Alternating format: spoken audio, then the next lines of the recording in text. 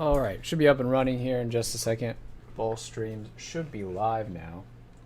We'll be going over today's plays, going over the market as well as we prepare for the end of this week, talk about what to expect going into next week. So let's get started.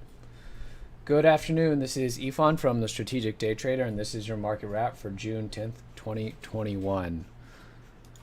Q's up about 1%, and SPY up about 0.5%. They're new all-time highs on the Q's and SPY. I'll just take a peek at the IWM, which showed relative weakness to the other two today, but is still bullish. Okay. Today's price action doesn't really give us anything new. I know I've been saying that for the last week or so, maybe a little bit more than that. But that's just, it's the same environment. Nothing's really changed today.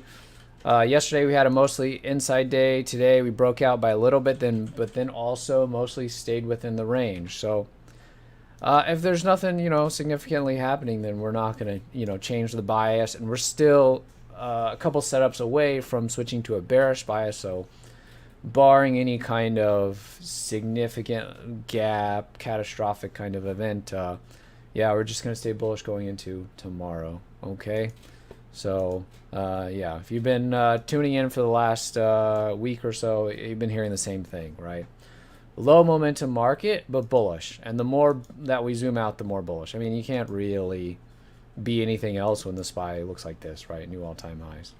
Okay? And then it's same across the board. They kind of take turns, Qs or SPY, leading for the day, but they're all bullish. They're all in uptrends. They're all above the 20 MA. Okay? All right.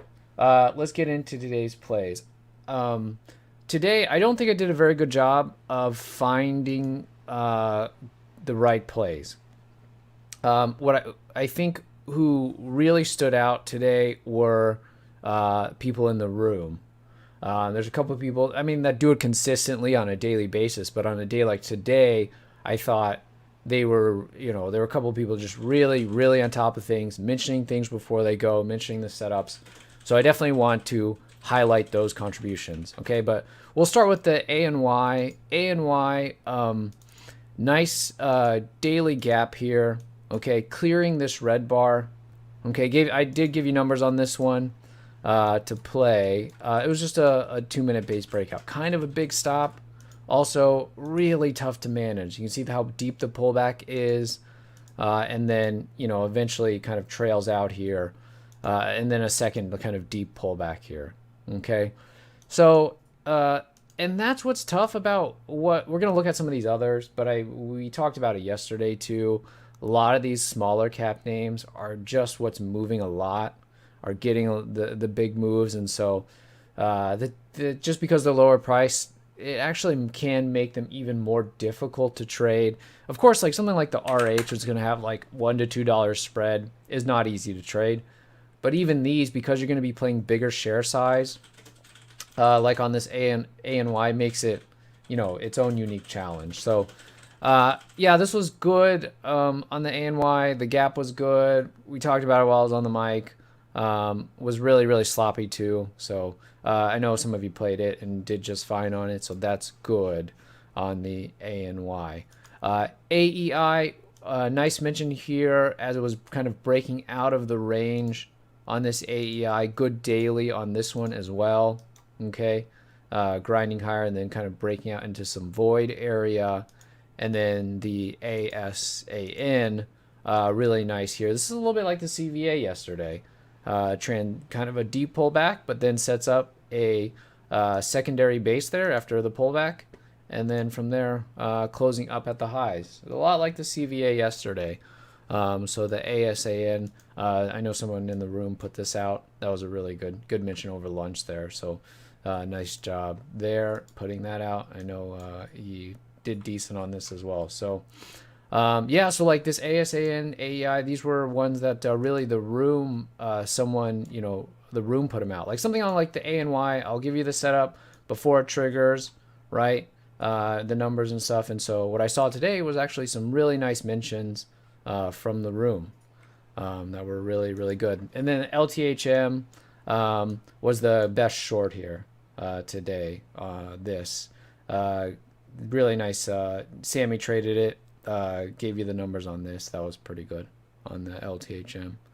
Okay. But we had a big list today, and there was a lot of stuff that just wasn't that good or not that tradable. A lot of stuff had secondaries and was too thin.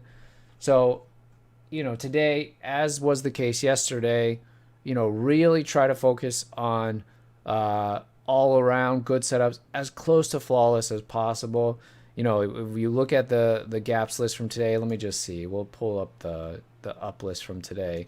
You can see how many things we kind of had to start with, right? And then from there, we narrow it down to the hot list. Hot list is usually like 4 to 5 names, or like 4 to 8 names, something like that. Sometimes there's, some mornings we have no items on the hot list, So, and of course, if we went to like the universe, the stock universe of stuff that is potentially being scanned from, then we're talking thousands of names.